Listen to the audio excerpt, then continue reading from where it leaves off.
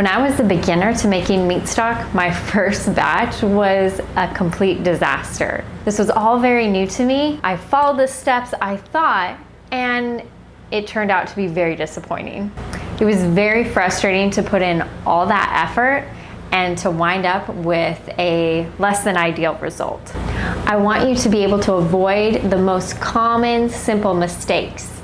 I can speak from experience that mastering these nourishing foods is so worth it for the benefit of your health and your family's health. In today's video, we're going to be walking through 7 mistakes, 3 tips, 9 frequently asked questions, and then 2 questions submitted by you. Let's start with the 7 Meatstock mistakes. The first one, and this is the mistake I made with my beef Meatstock, is when I put it in my Dutch oven on the stove. My Dutch oven does not have a lid that tightly seals. And so a lot of the steam was escaping while it was cooking. And what that meant is that most of the liquid evaporated, and what I was left at the bottom was a very, very strong flavored Meatstock and mostly fat. And that was not a very lovely texture to eat and to consume. You definitely want a better ratio of water to meat and not evaporate all of your liquid. So make sure you have a lid that is more tightly sealed where you aren't having too much steam escape while it is simmering. Second Meatstock mistake is, what if your Meatstock turns out a little bitter tasting? What went wrong? There are 2 mistakes you might have made here. First, you might not be skimming the scum at the beginning. I used to skip this step when I first started out, and then I realized it really does make a difference on flavor. So make sure you skim the scum. The second reason why your Meatstock might be bitter is you are not monitoring the simmering temperature. Your temperature at which you are cooking your Meatstock might be a little too high. So make sure that it is a simmer, it's not a rolling boil. Third mistake, your Meatstock isn't flavorful enough. So there's 2 things that could be going wrong here.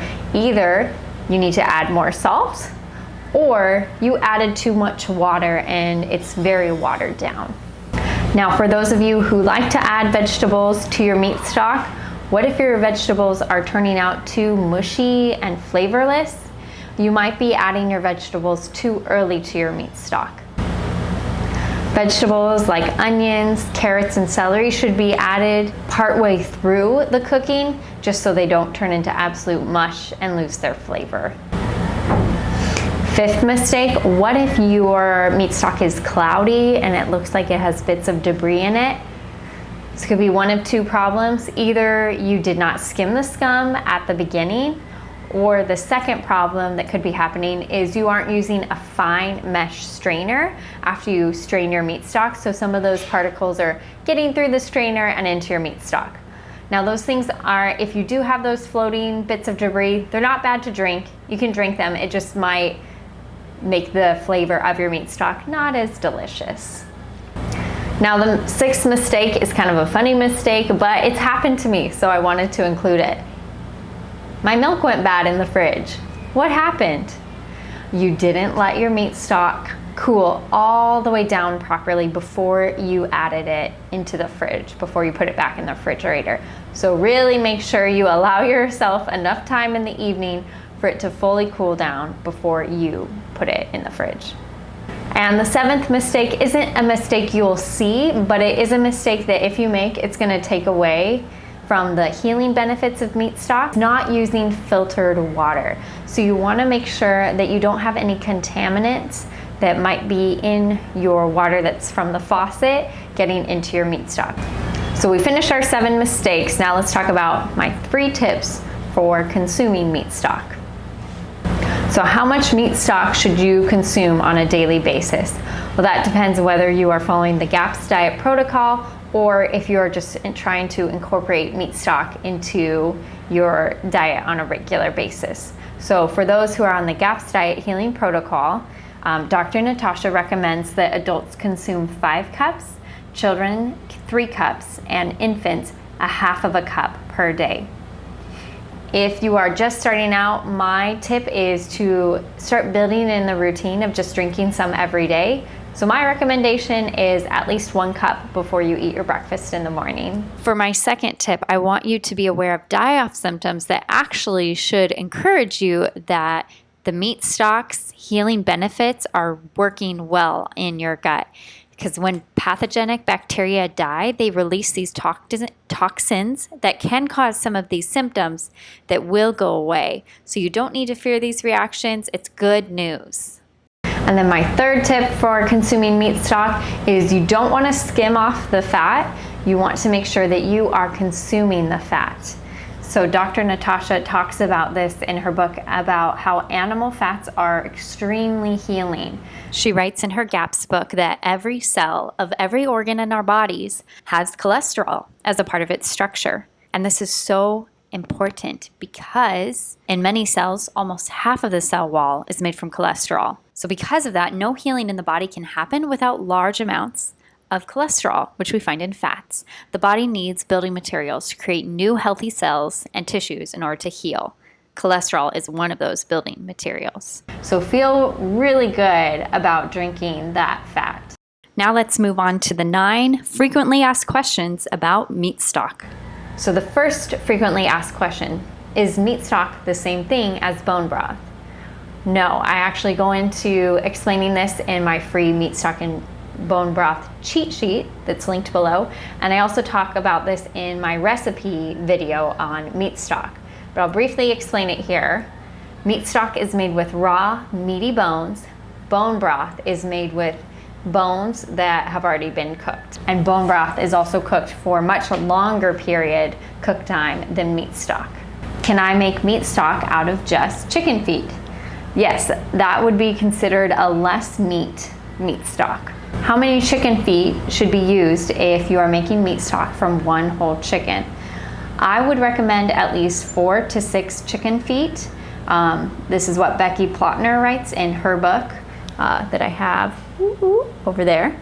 Becky Plotner also recommends cutting the chicken at the joints. Cut the bones halfway through the legs and cut the bird down the breastbone and the backbone just to expose the marrow and more of the joints as you are cooking it. Okay, next frequently asked question. How can I find pasture-raised organic meat direct from a local farmer? You can contact a local Weston A. Price chapter leader, and I'll leave a link in the description box below of where you can find yours, and they can help you for specifically where you live. Where do I buy things like chicken feet? So some chicken feet you can buy prepackaged. I live overseas and I order mine from a farm that raises their animals organically and they're pasture raised.